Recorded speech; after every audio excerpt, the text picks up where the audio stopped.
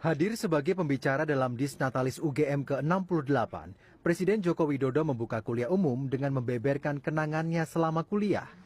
Masuk UGM pada 1980, Jokowi mengaku berambut gondrong dan mengenakan celana cutbray.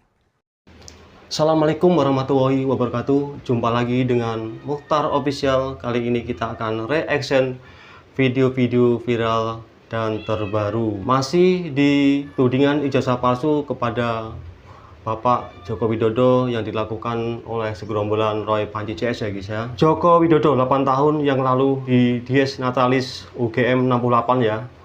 Ini foto-foto Bapak Jokowi waktu kuliah di UGM dulu ya guys ya. Loginya apa mungkin ijazahnya palsu? Soalnya udah jelas-jelas bahwa Bapak Joko Widodo memang benar-benar kuliah di UGM ya. Pembuktian dengan foto-fotonya waktu dia masih kuliah berambut gondrong dan bercelana jubray. Cuma teroris yang terus memfitnah ijazah Bapak Jokowi ya guys ya. Ini tentu tidak bisa didiamkan terlalu lama atau berlarut-larut. Semoga teroris atau fitnah ijazah palsu Bapak Jokowi segera ditangkap dan diadili ya. Kita lanjut video berikut ini biar tidak gagal paham guys. Ketika saya masuk ke kampus kita yang kita cintai ini, kenangan saya kembali 37 tahun yang lalu. Sebagai mahasiswa yang rambutnya gondrong, celananya cutbray. Sontak ribuan hadirin pun tergelak sambil bertepuk tangan. Seolah ingin meyakinkan para mahasiswa yang juga hadir, Jokowi pun meminta agar foto-fotonya ditampilkan di layar. Coba ibu-ibu maju ke depan satu saja. Coba sebentar, gambar yang ketiga tapi jangan dilingkari merah. Baik, terima kasih. Sepertinya saya pernah melihat dua dari kiri. Nomor yang paling atas nomor 2 dari kiri. Oh ya betul.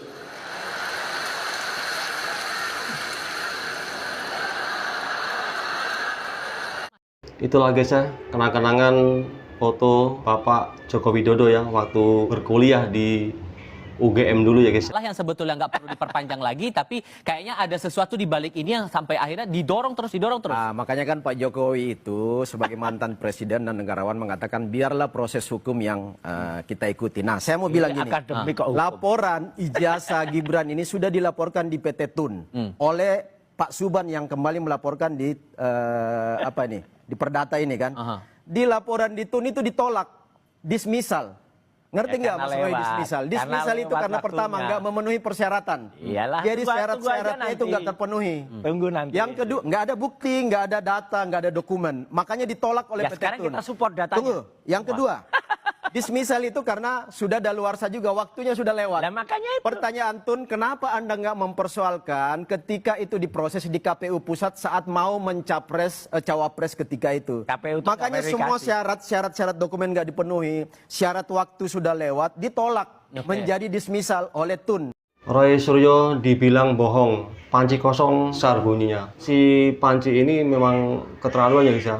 Ini masalah ijazah Bapak Jokowi belum selesai dan dia akan segera diadili, ini malah merembet ke ijazahnya Mas Gibran ya guys ya. Ini sangat keterlaluan sekali. Ini dia seolah-olah dia ini ingin mengulur-ulur waktu biar persidangan itu diperlambat ya guys.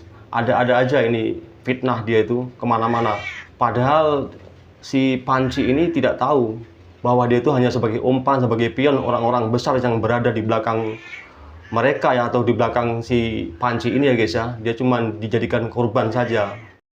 Sekarang cari-cari jalur gimana caranya membuat keributan lagi di publik, masuk lagi ke Perdata. Sehingga kalau udah disinggung-singgung kayak begini, Mas Gibran harus tunjukkan ijazahnya juga. Oh iya, Mas Gibran udah berkali-kali ngomong di media loh. Bahkan dikutip oleh Kompas.com, di podcastnya Najwa Shihab mengatakan, Mas Gibran bilang, ya udah, kalau mau ditunjukkan silakan, datangin saya. Tunjukkan. Ya, dan siap Mas ditunjukkan itu ya? Dan kita siap, periksa Mas Gibran udah jawab, saya itu siap bikinan mana. Bahkan ketika ada diskusi waktu itu mempertanyakan ketika masih cawapres. Nanti kita periksa. Ada yang nanya, ya silakan kalau mau saya tunjukin. Oh, iya. Nggak ada yang berani datang minta kan? Enggak, Bung kita Roy, periksa. Ada kesiapan di situ. Oh Kalau sangat. Ayo Bung tunjukkan. Dan ya ketika ditunjukkan tuh dengan hanya para wartawan, Ini itu memang ini sedikit lebih maju. Debat seru kayaknya guys ya, si Panci dengan si Thomas ini. Begitu dipotret, kita tahulah ijazah itu banyak. Kalau kita googling tuh banyak, nemu di fakedocument.com, ketemulah ratusan ijazah kayak gitu. Tapi intinya gini, saya nggak mempermasalahkan yang fake dokumen. SMA-nya saja, ini 2 penyetaraan ijazah itu, yang dari Ditjen Dikdasmen itu aja udah aneh. 13 tahun baru disetarakan. Kemudian Intinya percuma saja guys ya, ngomong atau menunjukkan ijazah asli kepada Roy Panci ini guys ya. Soalnya dia tuh yang pasti tidak percaya, soalnya dia tuh mencari-cari kesalahan seperti Bapak Jokowi dan Mas Gibran. Walaupun ijazah itu asli ditunjukkan ke depan mereka, itu tidak bakal percaya guys. Kalau menunjukkan ya just langsung ke pengadilan ya guys, biar tahu keaslian ijazah itu dan segera diadili itu si Panci ini guys ya. Kemudian setelah itu yang disetarakan, yang tadi universitas disetarakan setara dengan SMK, Sekolah Menengah Kejuruan. Apa-apaan gitu, yang disetarakan juga UTS, bukan yang dari Singapura, yang dari Orchard Park Secondary School itu. Orchard Park Secondary School, itu saya tahu persis ya, itu dia tuh ketika Gibran masuk, itu baru setahun sekolahnya mas, dan itu bahasa pengantarnya Mandarin. Gibran bisa nggak bahasa Mandarin? Nah ini masalahnya adalah karena ini kan perspektif lagi. Anda tidak khawatir tidak kalau nanti ujung-ujungnya Anda dituduh pencemaran nama baik? Mana pencemaran nama baik? Emang namanya baik? Itu kebohongan semua itu Mas Roy. Jadi oke, sekarang ilmu dibalas dengan ilmu dan itu akan kita terbitkan buku lagi nanti. Ini gimana? Apakah akan ada langkah hukum berikutnya nih? Nah, jadi gini, itu yang saya bilang tadi. Mas Roy ini kan jagonya soal membangun opini-opini yang selalu fakta, Mas, membangun fitnah dan kebohongan. Betul, Bung Thomas. Karena memang Roy Panci ini memang itu jagonya kalau membuat fitnah dan menghujat orang lain. Interpretasi ijazah itu sah atau tidak dalam kontestasi pemilihan itu adalah KPU. KPU diberi kewenangan oleh undang-undang untuk menyeleksi secara administrasi dokumen-dokumen itu memenuhi syarat apa enggak. Dan KPU di tingkat Solo ketika maju menjadi calon wali kota dan KPU di tingkat pusat ketika maju menjadi cawapres Pak Prabowo itu sudah mengatakan, termasuk Pak Prabowo kan tamatnya dari luar, sama. Pak Prabowo itu tamat dari luar. Dan itu sama disahkan oleh KPU pusat. Pak Prabowo dan Gibran sah menjadi calon. Nggak ada yang menggugat ketika itu. Singkat masing-masing. Atas omongan Mas Roy ini mungkin dari teman-teman relawan masuk ke proses hukum? Bisa berimplikasi hukum. Bagus. Anda mau adukan? Bagus. Kita lihat perkembangan ke depan. Adukan. Kita lihat bongkar semua kepalsuan kami ini bukan orang yang suka membangun fitnah dan kebohongan, tetapi begitu Mas Roy gagal membuktikan apa yang dituntut, maka itu implikasi hukum bisa terjadi. Mas. Anda itu juga punya backup kalau mempermainkan isu-isu semacam ini. Salah. Sama Pak Jokowi tadi yang ngomong. Tidak ada orang besar di balik kami, tapi yang ada orang kurus di balik mereka. Sehingga kalau kemudian proses hukumnya nanti akan kemana kemudian kalau soal ijazah Gibran kita tunggu. Namanya ilmu dilawan dengan ilmu, buku dilawan dengan buku, hukum dilawan dengan hukum. Makanya nggak ada yang namanya buku dilawan hukum, apalagi dengan dasar apa itu daluarsa. Kayak Sylvester aja, daluarsa Sylvester aja sampai dengan sekarang dengan alasan daluarsa, lari-lari, konyol ini. Masyarakat tahu. Mas Roy, jadi dasarnya Gibran ini. Kan ini data dilawan data, hukum dilawan dengan proses hukum ya, opini dilawan dengan opini. Jadi sebenarnya case hukum tuntutan ijazah Jokowi kan sudah dilawan oleh Pak Jokowi di tingkat hukum dan sekarang loh udah selesai bukunya. Di tingkat Bareskrim kan sudah terbukti bahwa nggak terbukti itu ijazahnya asli ya. Betul ijazah Bapak Jokowi di tingkat Polda Metro Jaya jelas keasliannya ya guys ya. Berapa kali dipanggil kan? Ya tinggal tunggu waktu aja. Tinggal tunggu waktu. Sorry, saya harus tegaskan dulu. 99,9% palsu itu menuduh. Itu menuduh, makanya Pak Jokowi merasa difitnah, seolah-olah Pak Jokowi membuat ijazah palsu. Kemudian press release keterangan dari UGM juga Mas Roy dan kawan-kawan menolak itu, tidak mengakui itu semua. Lalu dasarnya apa untuk mengatakan palsu? Nah sekarang gini, dasarnya ilmu, Mas. Kita punya ilmu, bentar Mas. Ilmunya apa? Ilmu Mas Roy kalau mengatakan itu penelitian, dasar penelitian itu kan harus memenuhi unsur-unsur peneliti yang akademik.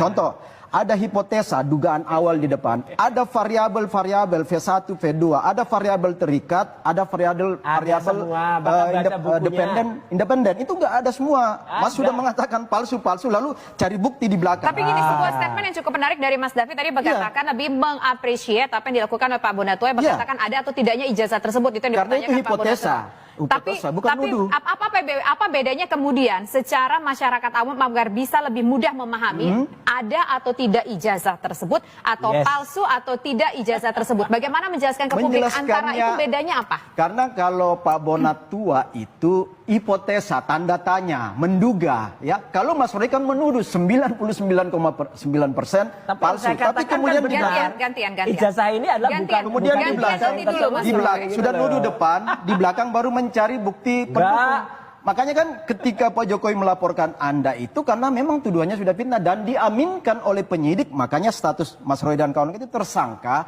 Asumsinya bahwa memang nggak terbukti sejak dini. Kalau misalnya dugaan Mas Roy itu memang benar, pasti SP3 bahwa ya tuduhan Mas Roy itu benar. Tetapi kan Anda jadi tersangka, itu berarti bahwa Anda menuduh ijazah Pak Jokowi itu palsu, Anda ditersangkakan kan gitu. Itu berarti kalau barang bukti yang palsu itu disita atau enggak? Lah, sekarang gini, kalau barang bukti asli nggak disita. Sebentar, Mas. Barang bukti palsu jadi gini, disita. kalau andai kata pun masuk ini nanti ke pengadilan, saya mudah-mudahan pendapat saya ini tidak benar ya, saya tidak menggurui para rekan-rekan hakim, tetapi dengan pengalaman saya yang sampai 36 tahun jadi hakim ini, kekhawatiran saya ini tidak dapat diterima oleh pengadilan nanti gugatan mereka yang menuduh kepalsuan ijazah ini.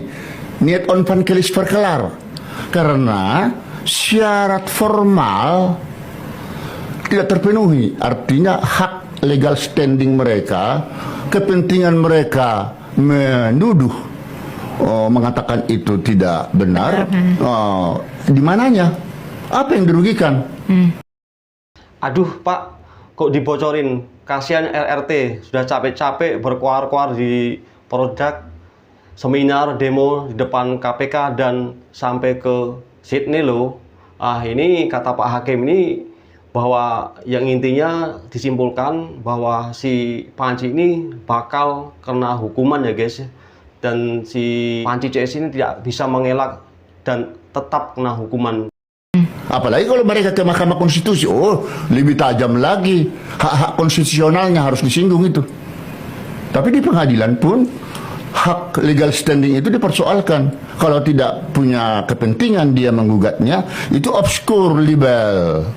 Ya, dan dia juga tidak boleh hanya menuding Jokowinya, tapi UGM-nya harus dipersoalkan juga. Tetapi ingat, ini bukan ijazah yang menjadi persoalan, tapi soal pencemaran nama baik.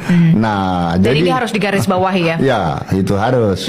Jadi tidak terlalu penting, saya kira saksi-saksi ahli dari mana-mana atau UGM itu urusan jaksa lah. Urusan jaksa dong yang menghadirkan ahli-ahli terkait dengan pencemaran nama baik tersebut, bukan terkait dengan persoalan dugaan palsu ijazah, bukan. Kecuali nanti sebaliknya RRT ini melakukan gugatan sebaliknya terkait dengan aslian ijazah ini, barulah itu akan dihadirkan oleh mereka ahli-ahli. Tapi kan mereka bukan sebagai tersangka nanti atau terdakwa di situ, tetapi adalah sebagai penggugat dalam hal ini juga kan itu. Nah itu silakan. Tetapi saya tadi sudah memberitahukan ujung-ujungnya itu, pernah enggak mereka meneliti langsung asli ijazah tersebut? Kalau tidak pernah, lebih bagus stop lah. Saya khawatir. Dengar itu si Panji CS, kata Pak Hakim ini ya, kalau tidak pernah melihat atau meneliti langsung ijazah Bapak Jokowi yang asli, tidak usah berkoar-koar dan memfitnah sana sini. Cuma yang diteliti itu fotokopinya Pak. Ya fotokopinya sampai mati pun nggak bisa dijadikan bukti. khawatir nanti itu akan menjadi bumerang atau menjadi persoalan. Karena itulah nanti ada istilah apa tadi yang saya katakan, NO, tidak dapat diterima, niat on pankelis perkelak. Sekarang itu APH, aparat penegak hukum itu kan sedang bergerak ya. Jadi saya ini juga sebagai ketua Pemuda Patriot Nusantara itu kan sudah membuat LP ke Polres Jakarta Pusat dan sekarang sudah dilimpahkan ke Polda Metro Jaya. Iya, kan salah satunya respon. Kami menggunakan pasalnya itu adalah pasal 160. Deliknya ya delik biasa. Delik biasa 160. Ketua alumni UNRAM ya, laporkan Rismon. Selanjutnya Yamaguchi. Yamaguchi itu kayaknya nama suatu universitas yang ada di Jepang sana ya guys ya. Ijazah palsu Rismon terbongkar. Waduh, ini si Rismon ini rupanya ijazahnya juga diragukan ya guys ya. Ini jasa yang dikeluarkan Rismon dari Jepang itu palsu juga ini. Ini payah ini guys ya. Maling teriak maling kalau begini guys ya. Sudah tahu ijazahnya palsu tapi masih menuduh ijazah Pak Jokowi yang palsu, padahal ijazah Pak Jokowi 100% keasliannya ya guys ya. Sehingga itu yang ditahan itu tuh yang mestinya bisa harus ditahan atau 60 KUP. Mestinya kami menggunakan pasal 160 karena gambar besar dari Rismon CS ini kami lihat itu adalah ini bisa menjadi satu titik ya perangsang situasi yang bisa menimbulkan kegaduhan di masyarakat. Bahkan sudah terjadi kegaduhan itu. Artinya laporan dari Pemuda Patriot ini masuk di dalam, apakah juga dalam laporan itu disisirkan juga bahwa Rismon menipu UNRAM begitu? Itu bisa menjadi bagian ya. Bisa menjadi bagian itu apa? Karena kami kemudian dalam laporan kami itu yang kami sampaikan juga kepada pihak kepolisian. Jadi ada institusi pendidikan yang harus dijaga. Artinya kan UGM termasuk UNRAM. Pribadi Pak Jokowi, presiden siapapun adalah pemimpin kita. Sekali lagi, beliau manusia yang punya catatan baik dan buruk. Manusia itu bukan malaikat. Anda salah kalau 7 bus santri Banyumas sowan ke kediamannya Bapak Jokowi guys ya. Ini membuktikan bahwa Bapak Jokowi itu masih ada di hati rakyat ya guys ya. Buktinya dengan adanya gini, semua santri datang ke kediaman atau sowan ke kediaman Bapak Jokowi untuk mendoakan Bapak Jokowi ya guys ya. Tentunya biar masalah kegaduhan yang ditujukan ke keluarga Bapak Jokowi segera berakhir dan selesai ya guys ya. Kita doakan bersama. Amin. menurut mereka suci, tapi manusia juga bukan iblis yang hanya melekat keburukan pada beliau-beliau. Pak Jokowi dengan segala kekurangannya pasti punya begitu banyak kelebihan. Karenanya kita tentu mengatakan dengan tegas kepada pihak-pihak yang apalagi sampai memfitnah. Itulah guys ya, telah disimpulkan memang ijazah Bapak Jokowi itu 100% keasliannya guys ya. Dan Bapak Jokowi masih ada di hati rakyat semua ya. Tentunya kita berdoa bersama agar masalah yang menimpa keluarga Bapak Jokowi segera selesai dan berakhir. Dan terima kasih setelah menonton video ini. Semoga diberi kesabaran, umur yang panjang, kesehatan, rezeki yang melimpah. Amin. Demikian NKRI Harga Mati. Wassalamualaikum warahmatullahi wabarakatuh.